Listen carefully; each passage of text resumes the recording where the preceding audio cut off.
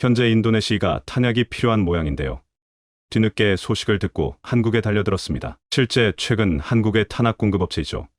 풍산에 따르면 인이가 탄약을 요청했으며 실제 카타르의 투자 회사와 2282억 원 규모의 소구경 탄약 공급 계약 체결까지 이뤄졌고 계약 기간은 이번 달 5일부터 2027년 6월까지 약 3년간에 걸쳐 탄약을 공급받는다는 계획인데요. 하지만 한국에서는 이러한 인도네시아에 대해서 지금까지와는 전혀 다른 모습을 보였다고 하는데요. 인도네시아는 이런 움직임에 크게 당황하면서 어떻게든 한국과 접촉을 강화하고 있다는데 현재 이런 상황이 왜 벌어지고 있으며 인도네시아는 큰 후회를 하고 있는지 살펴보도록 하겠습니다. 일단 인도네시아는 조코 위도도 대통령이 곧 자리에서 내려오며 프라보위가 부임하게 되는데 국방장관이던 프라보위 대통령 체제가 되려면서 탄약의 필요성을 느끼고 있는 것이죠. 인도네시아는 지금까지 탄약을 러시아를 비롯 벨라루스 등에서도 수입해오고 있었지만 이제 전 세계적으로 탄약이 부족한 상황이기에 프라보어가 발빠르게 움직인 것으로 보이는 겁니다. 따라서 현존하는 세계 최고 탄약 보급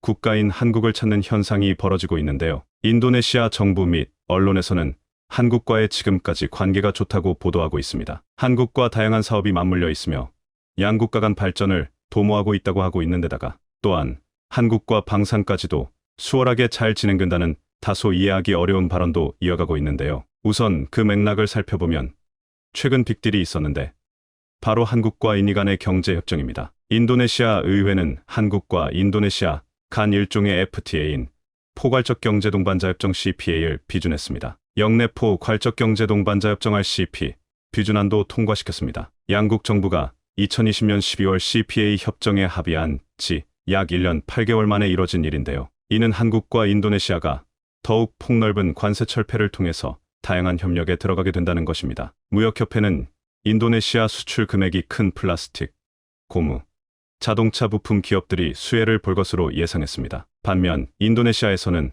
한국의 자원 관련 분야 등의 관세를 철폐해 더 많은 수출을 기대하는 것입니다. 하지만 결정적으로 인도네시아는 한국으로부터 거금이 들어온다고 확신하고 있는 상황입니다. 실제 인도네시아 조코위 대통령은 현지에서 한국이 투자들 크게 할 것이라는 발언을 했습니다. 조코 위도도 인도네시아 대통령은 방한 당시 한국 기업들이 9조 원 규모의 투자 약속을 했다며 올해 말부터 투자가 시작될 것이라고 이들 인도네시아 투자부 장관이 밝혔습니다. 이는 실제 메머드 급의 프로젝트가 한국과 다수 진행됨을 뜻하고 있는 상황인데요. 구체적으로는 지난 7월 조코위 대통령의 서울 방문 동안 한국 기업들로부터 총 67억 2천만 달러, 약 9조 원가량의 규모의 투자 약속을 받았다며 이 중 일부는 올해 안에 착공에 들어갈 것이라 했습니다. 그는 한국이 철강 산업과 전기차 배터리 등 인도네시아의 여러 전략적 부문에 투자하기로 했다며 인도네시아의 신수도 누산타라 개발에도 투자하고 싶어 한다고 설명했습니다. 그 중 한 기업은 LG라며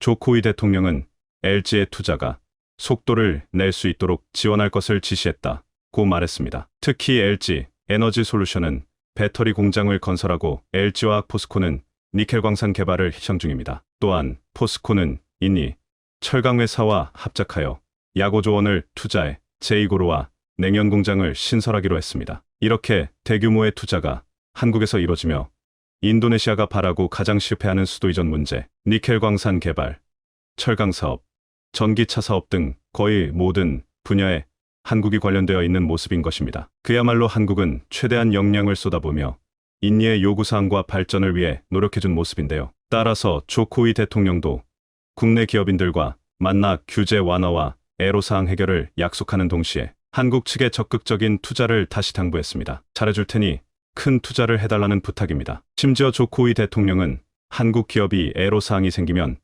투자부 장관이나 선임 장관인 해양투자조정장관에게 말하고 이 두 사람에게서도 해결이 안 되면 나에게 알려달라고 말하는 등 자신감 있게 말했습니다. 또한 한국 기업들이 인도네시아인들을 적극 고용해 일자리를 많이 만들어 달라고도 당부했습니다. 그런데 한국에서는 한국이 이렇게 인도네시아에 대규모 투자를 하며 경제협력을 하고 있으니 당장 연체된 KF21 분담금 8천억 원을 해결해달라는 취지의 발언을 조코위 대통령 방한시에 전했으며 조코위 대통령은 KF21 미납금을 협의하고 앞으로 해결할 방안을 모색하겠다는 의사를 보였습니다. 그러나 막상 한국에는 여전히 분담금 관련해서 아무런 조치가 없는 것으로 전해지고 있습니다. 한국이 9조 원 가량의 투자를 기다린다고 했으나 8천억 원 분담금 납부는 계속 미루는 것입니다. 게다가 최근 뉴스에 의하면 대우조선해양은 인도네시아서 1조 3천억 원 잠수함을 3대 계약했는데 계약금이 들어오기 전에 독일 지멘스사에 장비를 주문했다가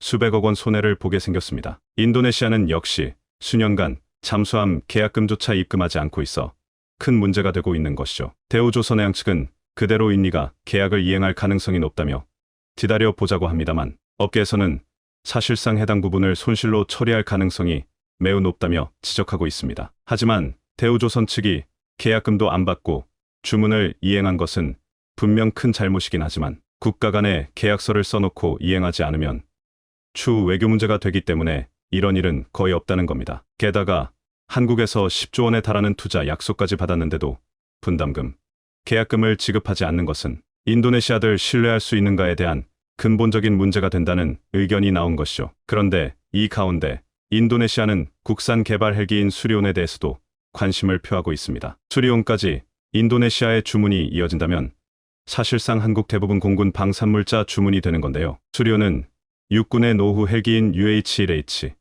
500MD를 대체하기 위해 126개 국내산 학연관이 2006년 6월부터 6년에 걸쳐 개발한 국산 헬기이며 개발비는 약 1조 3천억 원이 투입됐습니다. 2012년 말 초도 납품된 이래 수리온은 군의 병력 수송과 공중강습 등 각종 항공작전을 수행하며 성능을 입증했습니다. 또한 의무 송전용 헬기, 상륙기동 헬기는 물론 경찰의 경 산림, 소방 등 다양한 파생형 헬기로 개발돼 활용되고 있는 등 지속적으로 수출 마케팅을 펼치고 있습니다. 여기에 최근엔 경공격형 헬기인 LAH가 등장하며 공격형 헬기의 부족함을 보완하려는 국면입니다. 물론 여전히 수리온에 대해서 비판은 이어지고 있으나 한국의 특징은 고치고 개선하며 발전한다는 것입니다. 또한 미국의 대형 헬기 차누크조차도 현재 부품에 문제가 생겨 전체 헬기가 운영이 금지되었습니다. 또한 KAI에 따르면 개선된 수리온은 지속적인 해외 수출 박람회에 전시 중이며 문의가 오고 있습니다. 미국과는 다른 저렴한 운용 비용과 사후 관리, 지속적인 업그레이드 등 장점이 있기 때문입니다. 그런데 이 가운데 다시 인도네시아가 등장하면서 수리온에 대한 관심을 표한 것입니다. 특히 인도네시아는 수리온에 대해서 진지하게 관심을 수차례 표현한 바 있습니다. 2016년에는 경찰청 헬기로 수리온 납품을 인미 측에서 적극적으로 검토한 바 있으며 2019년 당시엔 한국 매체 온라인에어에 따르면 KAI에서 인도네시아의 수출이 유력하다 했습니다. 인도네시아는 경공격기와 중형 헬리콥터 도입을 추진하는데 KAI는 KF-21도 인니와 진행했기 때문에 인도네시아의 헬기 사업에 유리한 위치이며 실제 인니, 정부의 관심이 크다는 것입니다. 또한 인니에서 KAI와는 특별한 관계로 가격도 크게 낮춰 판매할 가능성도 구체적으로 거론됐습니다. 이처럼 인도네시아는 한국의 KF-21 문제도 제대로 해결이 안 된 상태에서 수리온을 언급하더니 이제는 전 세계적 탄약 부족 문제가 떠오르자 한국의 풍산과 잽싸게 계약을 체결한 모양새입니다. 하지만 이에 대해서 국내에서는 싸늘한 반응이 나오며 인도네시아를 당황스럽게 하고 있는데요. 일단 누구나 알다시피 인도네시아와의 계약은 일반적인 계약의 의미와는 거리가 멀다는 것이죠. 대우조선해양과의 잠수함 계약을 해놓고 사실상 공중분해된 상황으로 한국은 수백억 손해를 봤습니다. 풍산에서도 계약만 믿고 탄약 생산에 들어갔다가 큰 낭패를 당할 수 있다는 의견이 나오는 겁니다. 물론 우크라를 비롯한 유럽 전 지역에서 155mm 포탄을 비롯한 탄약 수요는 매우 강력할 것이지만 현재 유럽의 물량대기도 바쁜 상황에 인도네시아와 자칫 위험한 계약이 될 수 있다는 반응이 나오는 것이죠. 하지만 인도네시아는 탄약 공급처가 줄어든 상황에 한국이 반드시 필요해 진심일 수도 있는 상황입니다. 그러나 바로 이런 때를 위해서 인도네시아는 진즉의 계약을 제대로 이행했어야 한다는 말이 나오며 이번에는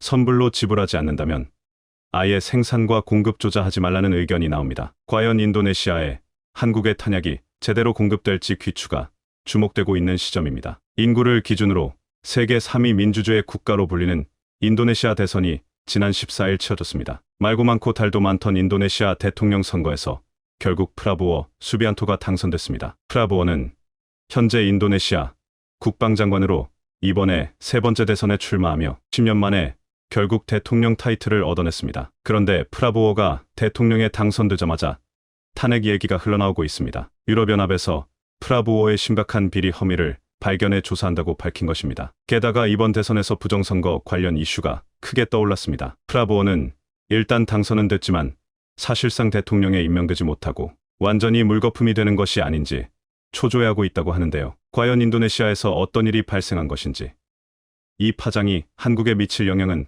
어떤 것인지 자세히 알아보겠습니다. 인도네시아는 1만 7천 개가 넘는 섬으로 이뤄진 동남아시아 최대 국가로 이번 대통령 선거에는 프라보오 현 국방장관, 아니스 전 자카르타 주지사, 간자르 전 중부 자바 주지사 등 3명이 맞붙었습니다. 인니 대통령 선거는 약 2억 명 유권자가 참여하며 투표함 운송과 개표, 집계의 시간이 오래 걸립니다. 하지만 사실상 95% 이상 개표된 상황에서 프라보오가 58% 이상을 차지하면서 사실상 당선된 것이나 마찬가지인데요. 인도네시아에서는 1차 투표에서 득표율이 50%를 넘고 전국 38개 주 중 과반에서 20% 이상 득표하면 결선, 투표 없이 대통령이 확정됩니다. 프라보오는 개표가 거의 끝나 과반 득표한 것을 확인한 뒤 승리를 선언했는데요. 이번 대선은 10년 만에 야세안 동남아시아 국가연합 최대 경제대국의 대통령이 바뀐다는 점에서 관심이 쏠렸습니다. 이렇게 프라보오의 승리가 확실시되면서 오는 10월 취임 이후로 펼쳐질 프라보오의 인도네시아에 눈길이 쏠리고 있습니다. 세계에서 4번째로 인구가 많은 나라인 인도네시아는 석탄, 팜유, 니켈의 최대 생산국 중 하나로 양대 패권으로 꼽히는 미국과 중국 모두의 전략적 중요성이 큰 지역으로 꼽힙니다. 그런데 이번 선거 과정에서부터 많은 잡음이 흘러나왔었는데요. 프라보오는 2014년과 2019년에도 대선에 출마했지만 정적, 조코 위도도 대통령에 밀려 낙선했었습니다. 하지만 이번 선거에서는 조코위 대통령의 장남 기브란 라카부밍 라카를 부통령 후보로 지명해 함께 선거를 치르면서 지지율 80%에 육박하는 조코위 대통령의 후광을 얻었습니다. 조코위 대통령이 공개 지지를 선언한 바 있는 프라보오는 조코위의 정치적 유산을 물려받겠다고 이미 공언한 바 있는데요. 물에 잠기고 있는 수도 자카르타 대신 새 행정수도를 건설하는 계획과 조코위의 중립외교 노선까지 고수하겠다고 밝혔습니다. 오랫동안 정적이었던 조코위와 갑자기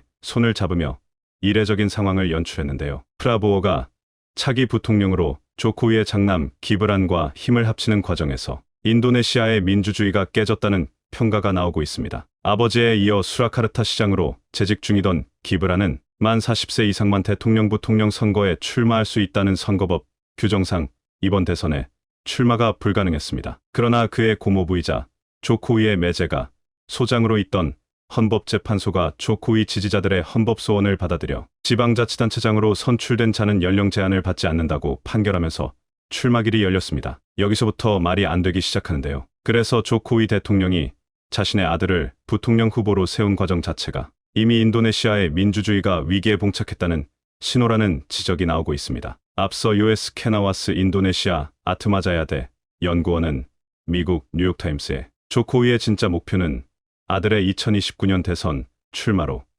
기브란의 부통령직은 이를 위한 수습피안이 될 것이라고 분석했습니다. 뉴욕타임스 NYT는 조코위 대통령이 집권하는 동안 인도네시아의 민주적 규범은 약화됐다며 그는 반부패 기관의 권한을 박탈하고 논란이 많았던 노동법을 통과시켰으며 최근엔 기브란 시장을 부통령 후보로 내세우기 위해 노력하는 것처럼 보였다고 평했습니다. 이와 같이 지지율이 높은 조코위 대통령의 장남을 러닝메이트로 선택하면서 프라보오는 대선에서도 큰 표를 얻게 되었는데요. 당장 프라보오 장관에게 한 표를 행사한 이들은 조코위 대통령의 정책을 그가 이어나가길 바라는 분위기이고 실제로 프라보오 장관도 그런 움직임을 취할 것으로 예상됩니다. 다만 문제는 이런 동행이 언제까지 이어질 수 있느냐입니다. 일단 새 대통령이 될 프라보오 장관과 현 대통령인 조코위 대통령은 정치적 결이 완전히 다른데요. 단적인 예로 한국에 대한 입장 차이만 봐도 알 수 있습니다. 한국과 조코위 정부가 시작한 KF21 사업을 프라보오가 말아먹고 있는 것을 바로 느낄 수 있는데요. 일단 프라보오 후보가 취임하면 한국과의 관계에도 영향이 있을지 주목되고 있습니다. 그는 2019년 국방부 장관에 오르자 예산 부족 등을 이유로 한국과 진행하던 KF21 전투기 공동개발사업 분담금 지급을 중단했으며 지금까지 약 1조 원을 연체 중입니다. 조코위 대통령은 직선제로 선출된 인도네시아 최초의 문민 대통령입니다. 이에 앞서 30여 년의 수하르토 군부 통치 시대 또 대통령 직선제 도입에 따라 선출됐으나 군부 출신이었던 반방 유도연호 시대가 있었습니다. 목수의 아들로 태어나 맨손으로 가구 사업을 성공시킨 조코이 대통령은 친신 서민 정책을 펼치며 2005년 고향인 수라카르타에서 시장직을 지내고 2012년 수도 자카르타를 관장하는 자카르타 주지사에 당선되면서 유력 대권주자로까지 섰습니다. 반면 프라보워 장관의 경우 군부 엘리트 출신으로서 앞서 언급된 독재자 수하르토 전 대통령의 전 사위입니다. 특히 프라보워 장관은 수하르토 정권 당시 군에 복무하면서 민주화 운동가들을 납치하고 파푸아와 동티모르에서 반군을 잔인하게 탄압하는 등 각종 인권침해 사건에 연루됐다는 의혹을 받아왔습니다. 물론 그는 이런 의혹을 모두 부인하고 있는데요. 조코이 대통령은 부동령이 될 장남을 통해 프라보워 정권의 영향력을 행사할 모양새입니다. 하지만 전직 대통령으로서의 또 배후에서의 영향력은 현직 대통령의 권한에 비하기 어려울 것이란 분석이 나오고 있습니다. 프라보워가 당장 대선에 당선되기 위해 차기 부통령으로 조코이 장남을 선택해 힘을 합쳤지만 언제든 배신할 수 있다는 뜻입니다. 호주 국립대학교 ANU 소속 정치학자 리암 게머는 로이터 통신에 프라보워가 자신의 이익에 부합한다고 판단하는 한두 라이벌의 동맹 관계는 유지될 것이라며 다만 그것이 더 이상 유지되지 않을 경우 조코이는 빠르게 소외될 것으로 예상한다고 말했습니다. 프라보워 장관은 과거 인도네시아에 대한 네덜란드의 통치가 끝난 뒤 국가적 혼란기에 안정을 가져온 수하르토 전 대통령에 대한 향수를 느끼는 사람들을 대상으로 자신의 기반을 구축할 가능성이 큽니다. 어찌됐든 서로의 이익을 위해 뭉친 조코이와 프라보워의 귀추가 주목되고 있는데요. 그런데 이런 상황에 프라보워에게 큰 악재가 생겼습니다. 프라보워의 부정선거 의혹이 제기된 것입니다. 최근 유튜브에는 약 2시간 분량의 인도네시아 다큐멘터리 더러운 투표 Dirty Vote가 게재됐습니다. 3억 명에 육박하는 인구를 보유한 세계 4위 인구대국 인도네시아에서 대선이 치러지는 가운데 부정선거를 고발하는 다큐멘터리 더러운 투표가 공개돼 조회수 800만 회를 기록하며 큰 논란이 되고 있습니다. 이 다큐멘터리는 인도네시아 탐사 저널리스트 겸 영화 제작자 단디 드위 락소노가 만든 다큐 여러 명의 법률가와 현 인도네시아 정치의 부정선거를 고발하는 내용을 담고 있습니다. 다큐의 주요 대상은 조코이 인도네시아 대통령과 그가 지지하는 후보 프라보워 수비안토 조코이 대통령의 장남 겸 부통령 후보인 기브란 라카부밍 라카입니다. 다큐멘터리는 기브란이 부통령 후보가 되는데 조코이 대통령의 영향력이 미친 상세한 내용을 담고 있습니다. 앞서 말씀드렸듯이 연령 제한이 40세 이상인 선거법을 헌법재판소에 압력을 행사해 30대인 장남 기브란이 출마할 수 있게 했다는 것입니다. 하지만 이 과정에서 조코이 대통령의 매제이자 기브란의 고모부인 헌재 소장이 사건을 기피하지 않고 배석했고 이해 충돌 방지 위반으로 소장 자리에서 물러나기도 했습니다. 그런데도 기브란은 결국 지지율 1위인 프라보워의 러닝메이트가 됐고 이후 조코이 대통령은 노골적으로 프라보워를 지지하는 듯한 모습과 함께 선심성 복지 정책을 늘리고 있습니다. 특히 현직 국방장관이기도 한 프라보워는 국방부의 권력을 이용해 자신의 선거 운동에 동원하고 유세 과정에서도 각종 선거법을 위반하는 등 부정을 저지르고 있다고 다큐멘터리는 전했습니다. 이러한 내용이 보도되자 프라보워 측은 긴급 기자회견을 통해 이 다큐멘터리의 내용이 대부분 사실이 아니라며 매우 가정적이고 비사실적인 증오의 서사라고 비난했는데요. 하지만 인니 현지 언론들에서 이들의 비리 행각들이 양파마냥 까도까도 계속해서 나오고 있습니다. 이런 가운데 AFP 통신도 인도네시아 선거에 들이운 금권 선거의 먹구름이라는 제목의 기사를 통해 이번 대선과 총선, 지역의회 선거를 앞두고 돈 봉투와 공짜 선물이 횡행하고 있다며 금품이 불법이라는 선거관리위원회의 경고에도 불구하고 이러한 악습이 계속되고 있다고 지적하며 인니의 부정선거를 비난했습니다. 이와 같이 프라보워의 부정선거 행각 논란이 일파만파 퍼지고 있는 가운데 그의 경쟁자였던 아니스 바스웨단과 간자르 프라노어는 마지막까지 최종 개표 결과를 기다려보겠다며 아직 승복 선언을 하지 않고 있습니다. 이들도 마찬가지로 오히려 대선 기간에 구조적이고 조직적인 대규모 부정행위가 발견됐다며 불복할 수 있다는 반응을 보이고 있는데요. 그런데 이게 끝이 아니었습니다. 이유에서 프라보워의 심각한 뇌물수수 혐의를 포착해 조사한다는 소식이 나온 것인데요. 앞선 영상에서는 인도네시아의 프라보워 국방장관이 차기 대통령에 당선이 되었지만 부정선거 논란이 불거지며 크게 이슈가 되고 있다는 내용을 전달드렸습니다. 이번 영상에서는 최근 프라보어의 심각한 뇌물수수 혐의가 발각돼 EU에서 이를 조사한다는 소식이 나와 전달드리려고 합니다. 그런데 이 사건이 한국과도 밀접한 관련이 있다고 하는데요. 과연 어떤 내용인지 자세히 알아보겠습니다. 얼마 전 인도네시아 국적의 한 연구원이 한국형 초음속 전투기 KF-21에 대한 자료를 반출하려다 압수당한 사건은 국내외에 상당한 충격을 안겨주었습니다. 연구원의 가방에 있던 미인과 USB 메모리에는 무려 4토부터 5년치에 해당되는 49개의 자료 파일이 포함되어 있었습니다. 지금까지 공동개발국으로 이름만 올려놓은 채 분담금을 계속 미루는 것도 불쾌한데 이제는 기밀 자료까지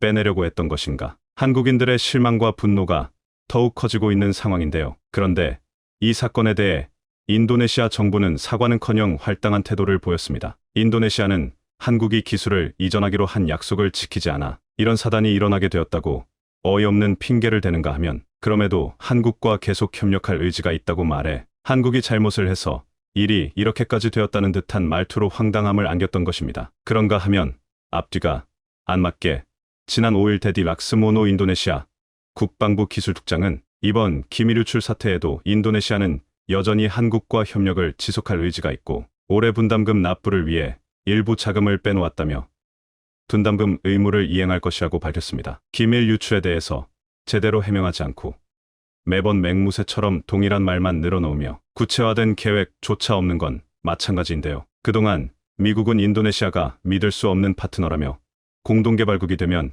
인도네시아를 통해 전투기의 핵심 기밀이 유출될 수 있다고 경고하면서 미국과 관련된 기술을 이전하는 것을 거부해왔는데요. 미국의 경고가 맞았던 것입니다. 특히 AESA 레이더, IRST, EOTGP 등 핵심 기술은 미국이 끝까지 기술 이전을 거부해 한국이 독자적으로 개발했고 한국에서 독자 개발한 핵심 기술들은 인도네시아로 기술 이전이 절대적으로 불가하게 되어 있습니다. 하지만 인도네시아는 지금까지 4대 핵심 기술을 이전해달라고 끈질기게 요구해왔습니다. 심지어 미국이 절대 이전 불가라고 하는 핵심 기술들을 이전해달라고 미국을 설득해 달라는 부탁까지 할 정도로 집요했습니다. 결국 인니의 요구를 들어주지 않자 한국 KF-21 기술들을 몰래 빼돌리려고 시도한 것으로 보입니다. 그런데 이번에 발각된 자료가 모든 핵심 기술들을 담고 있지는 않았지만 이미 인니 연구원의 기술 유출 시도가 예전부터 있었을 것으로 추측되고 있는데요. 이미 인도네시아가 KF-21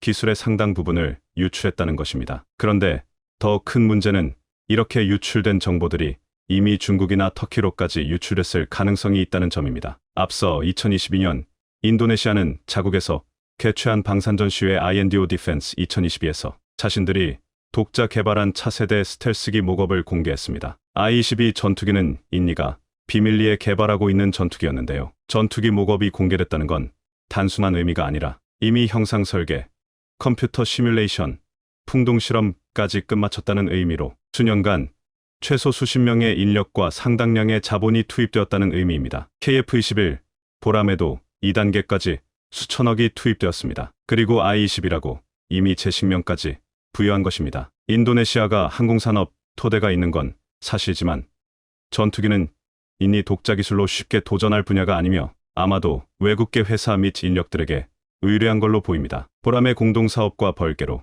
이 정도의 거대 프로젝트를 10년간이나 비밀리에 수행해왔다는 건 다소 충격적인 일이었습니다. 이로써 인니가 KF-21 분담금을 내고 있지 않은 이유가 어느 정도 밝혀진 셈입니다. 인니의 I-22에 KF-21에 유출된 자료들이 영향을 미친 것이 아니냐는 추측도 나오고 있습니다. 왜냐하면 인도네시아는 자국의 독자용 모델 4.5세대 전투기 I-22에 중국산 AESA 레이더와 튀르키의 산 TF-35,000 엔진을 장착할 것이라고 발표한 것입니다. 이것은 중국과 튀르키예 그리고 인도네시아의 삼각 무기 협력이 이뤄지고 있음을 시사하는 것이었습니다. 더구나 튀르키예의 전투기 개발에 경우 중국의 가장 친밀한 협력국인 파키스탄이 공동개발국으로 참여하고 있어 이들 내 나라의 군사협력이 상당히 진척되고 있다는 것을 알 수 있는데요. 특히 인도네시아는 미국과의 관계가 틀어질 수도 있는데도 불구하고 최근 중국산 미사일 시스템 도입을 발표해 인도네시아의 관심을 오로지 자국 무기 생산 증대에 꽂혀 있을 뿐이라는 것을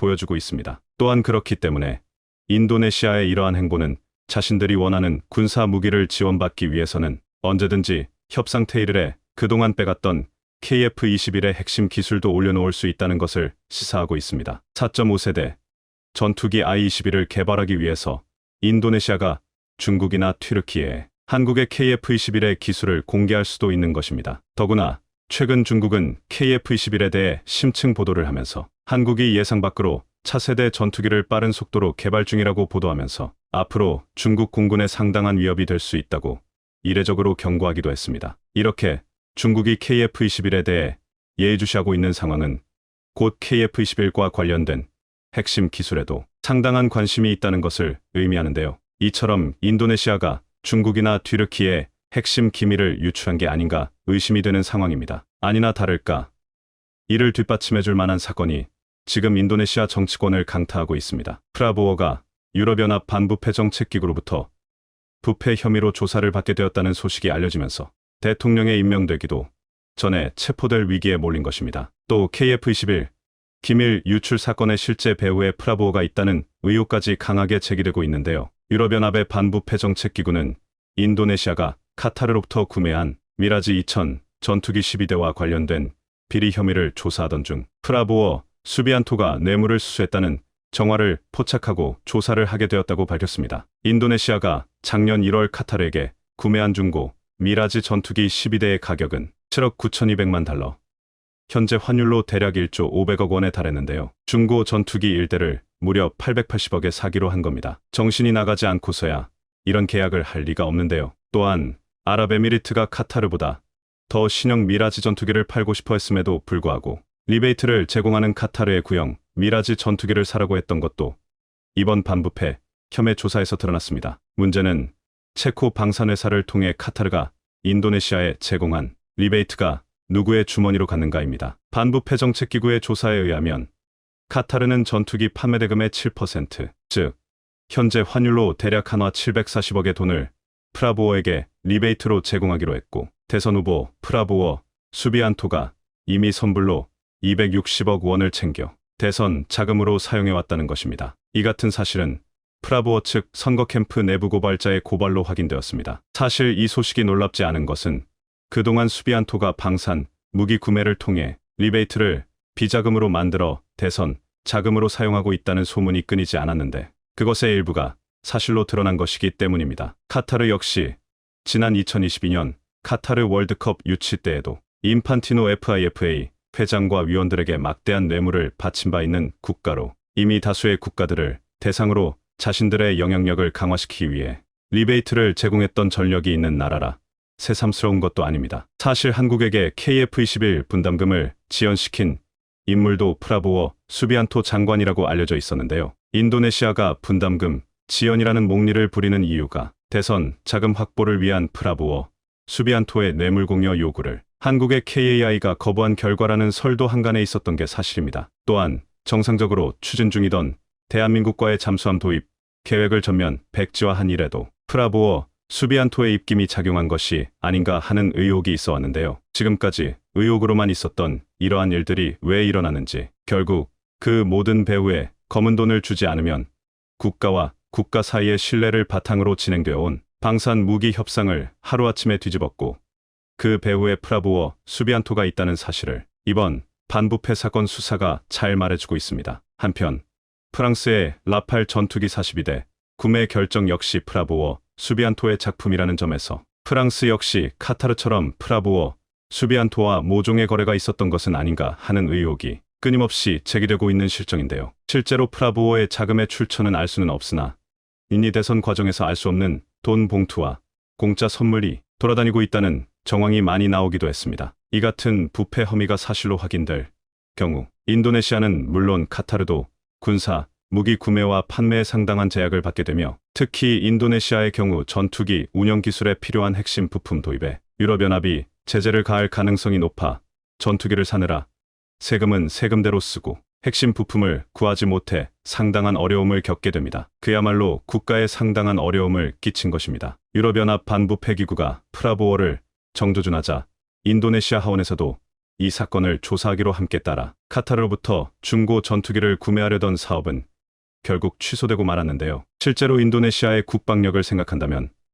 한국과의 KF-21 공동개발에 더욱 최선을 다해야 할 텐데 이리저리 한눈 팔고 딴짓하는 것을 보면 분명 뭔가가 있는 게 확실합니다. 어찌되었든 이번 전투기 리베이트 사건으로 프라보어에게 상당한 타격을 입힐 전망인데요. 인리 대선에서 최종 당선된 프라보어의 행방이 어떻게 될 것인지 관심 있게 지켜보겠습니다. 한국을 제치고 배터리 1위를 차지했다던 중국 CATL이 역대 그 위기 상황에 빠져 난리가 나고 있습니다. 이는 외신들도 집중 조명할 정도로 심각한 상황입니다. 게다가 한국과 경쟁하던 아르헨티나에서 놀라운 상황이 펼쳐져 중국이 멘붕에 빠지고 있습니다. 도대체 무슨 일이 벌어졌기에 CATL이 대위기를 맞은 것인지 자세한 내용 알아보겠습니다. 올해 1분기 배터리 점유율이 보도됐을 때만 해도 중국은 환호성을 지른 바 있습니다. CATL 점유율이 35%를 기록하며 압도적 1위를 했고 LG에너지솔루션을 비롯해 SK와 삼성은 눈에 띄는 상승을 보이지 못했기 때문입니다. 하지만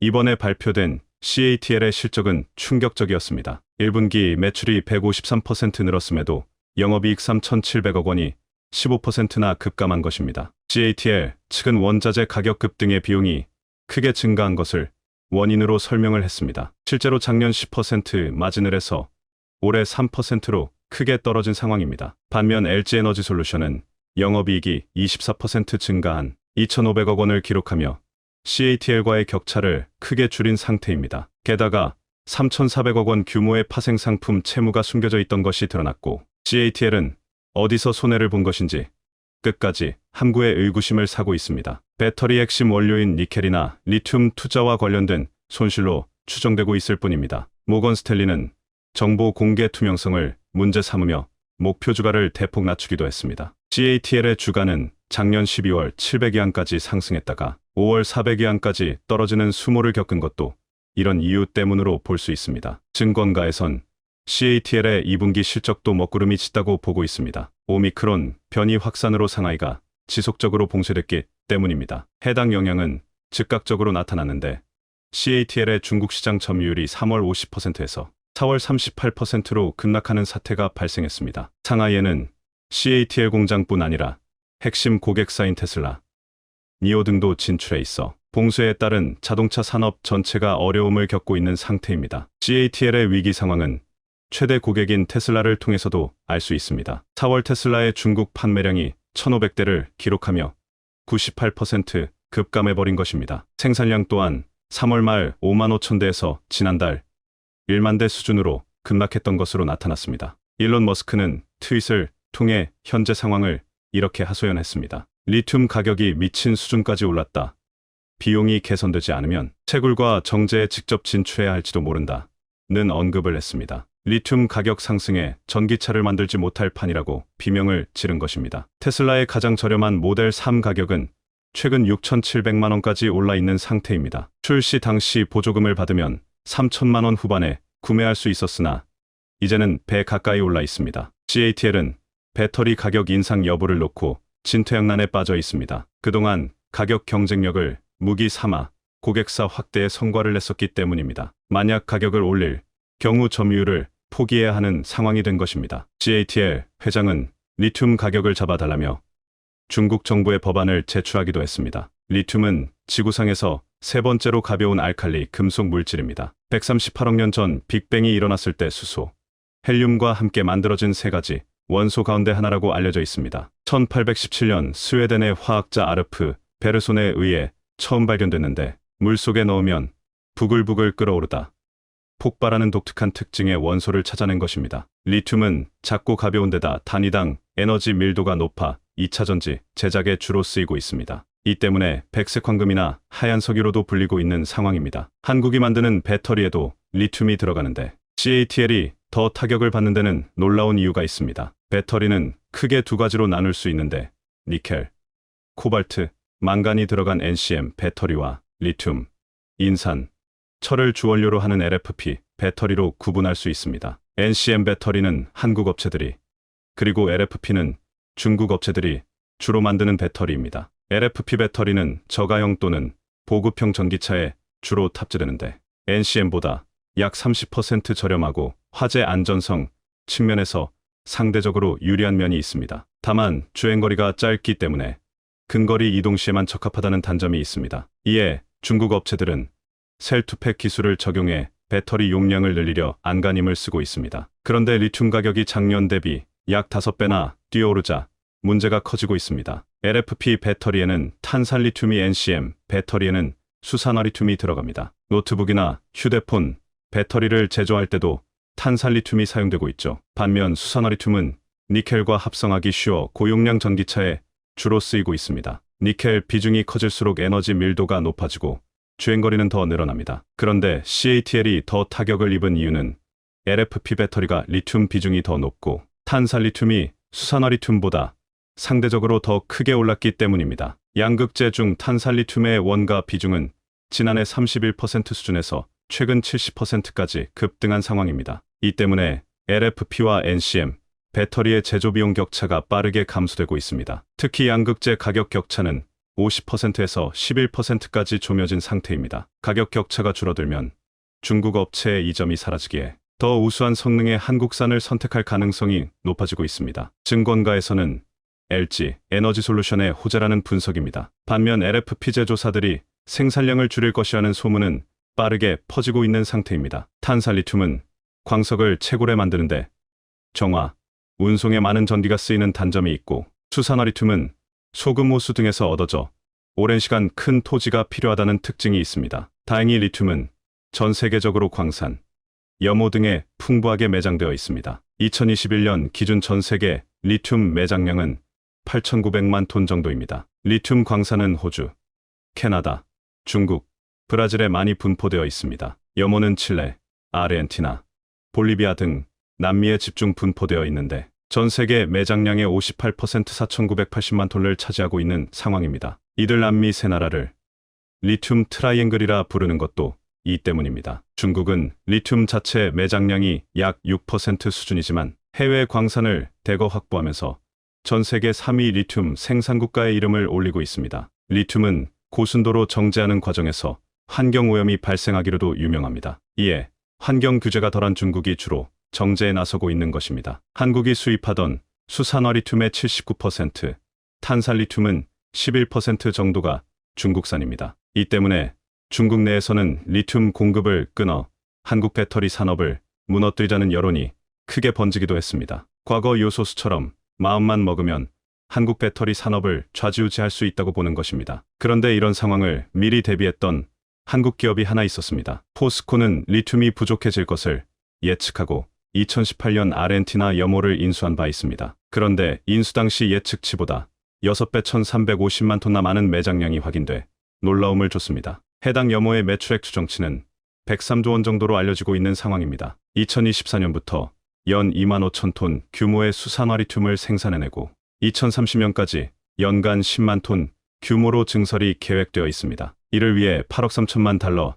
투자 계획에서 올해 4배 이상 늘려 발표하기도 했습니다. 수산화 리튬 10만 톤은 전기차 240만 대분을 생산할 수 있는 양입니다. 즉, 중국 의존 없이도 자체 조달이 가능해지는 상황입니다. 아르헨티나에서 배터리용 수산화 리튬을 생산하는 것은 포스코 그룹이 최초입니다. 이에 아르헨티나 대통령까지 나서 협력을 다짐하기도 했습니다. 해당 소식은 중국 언론에도 크게 퍼져 대충격을 받는 모습을 보이고 있습니다. 한국을 올가맬 주요 수단 하나를 잃었다는 것입니다. 아르헨티나는 한국에 대한 감사의 뜻으로 매년 11월 22일을 김치의 날로 공식 제정하기도 했습니다. 출석 의원 47명 만장일치로 결의안이 통과됐던 것입니다. 이는 자신들이 김치의 원조라 우기는 중국에게 보란듯이 한방 먹인 결과가 됐습니다. 게다가 최근에는 CATL이 아르헨티나 리튬 염호를 확보하려다 실패한 적도 있습니다. 작년 9월 캐나다 밀레니얼 리튬과 약정 계약을 맺은 바 있는데 해당 회사는 아르헨티나에 리튬 염호 2개를 확보하고 있던 기업입니다. 그런데 이후 리튬 아메리카스가 인수전에 참여했고 CATL과의 계약은 파기된 바 있습니다. 게다가 남미를 중심으로 퍼진 자원 민족주의는 중국 업체들을 당혹스럽게 하고 있습니다. 중국은 칠레 등에서 리튬 광산을 확보하려 했던 계획이 물거품이 됐습니다. 올 초 BYD가 경매로 낙찰받은 8만 톤 규모의 채굴 허가권 또한 집행정지가 된 상태입니다. 결국 중국은 리튬이 적게 들어가는 NCM 배터리에도 눈독을 들이고 있습니다. CATL은 LG 에너지솔루션을 따라 인도네시아에 공장 건설을 결정하기도 했습니다. 니켈 자원 등이 풍부해 NCM 배터리를 만들기에 우수한 환경이기 때문입니다. CATL은 약 7조 3천억 원을 들여 투자를 결정한 상태입니다. 하지만 NCM 배터리의 강점이 있는 국내 업체와는 경쟁이 되지 않을 것이란 분석입니다. 이런 상황에 중국 시장에서 보조금이 대폭 줄어든 것도 CATL의 몰락을 부추기고 있습니다. 중국은 올해 전기차 구매 보조금을 지난해보다 30%가량 축소한 바 있습니다.